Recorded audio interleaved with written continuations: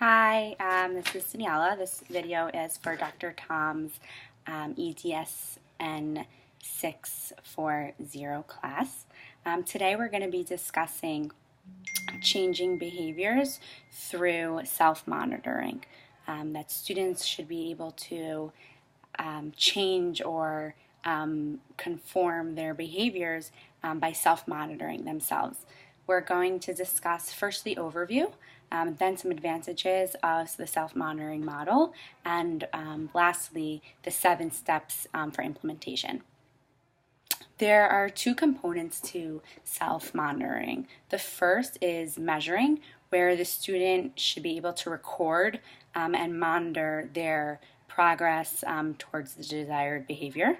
And the second component is evaluation, actually being able to reflect back on the record that they've been keeping and being able to compare it to a certain standard. And by comparing it to that certain standard, the student should want to react in the sense that they want to meet that standard, and seeing where they fall on a spectrum in comparison to a specific standard would hopefully and successfully have them reach their target behavior. The reason why I think this is very good for elementary age students is because developmentally students should be moving away from the egocentric period of their lives and have more self-awareness of themselves and of others, and being able to understand their place in society instead of just it's all about me, but understanding that they should be acting with certain expectations. In order for the self-monitoring model to work, the student needs to be fully engaged and have a buy-in and be willing to cooperate with this model.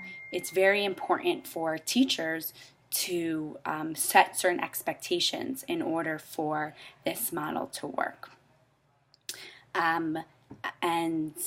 So another advantage would be that hopefully students would hold a certain accountability for their actions.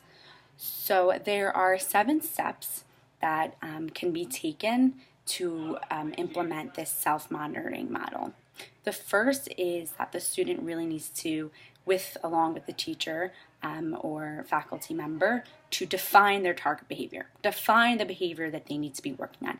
Isn't that the student isn't completing their work? Isn't that the student is being disrespectful to their peers and their friend? Is it that the student can't focus and is not paying attention? So the first type of definition of defining what a behavior is setting goals to increase certain behaviors and wanting to reach better, working on things that they want to increase. While on the other hand, they may want to decrease certain behaviors. So if they constantly call out, if they're screaming across the classroom, if they are doing all those types of things, those are behaviors that they would want to decrease. So there are certain behaviors that a student would want to increase and a certain behavior that a student would want to decrease.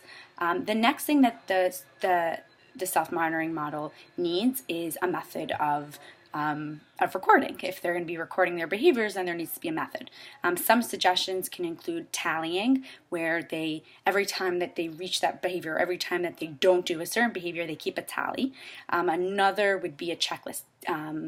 Did I do this? Have I done that? And the last could be a rating scale. So a rating scale is how well did they do something? And then they would rate poor, fair, medium, well, excellent, and they would monitor that. And the third step would be when do they monitor? Do they monitor at the beginning of the day? Should they do it in intervals? Are there certain transitions throughout the day that would be a time where they could start or a time that they could stop? Is the teacher more worried about the student's behavior towards the end of the day, towards the beginning of the day? So all of these things are taken into consideration when the student is making their self-monitoring plan. The fourth step for self-monitoring is what's the cue? So is it going to be a teacher cue where they say, now is the time that you're going to start your record keeping, right? It's lunchtime, and that's when the student starts acting out. So starting now, let's see how long, what your actions are going to be from now until the afternoon break, or from now until dismissal. Could it be a student knowing their own cue for themselves and setting timers, or setting a beeper, or setting anything to be able to help them understand that now's the time that they should start recording their target behavior. And another option for implementation is the fifth step, which many say could be optional. I personally understand why this needs to happen sometimes, which is rewards.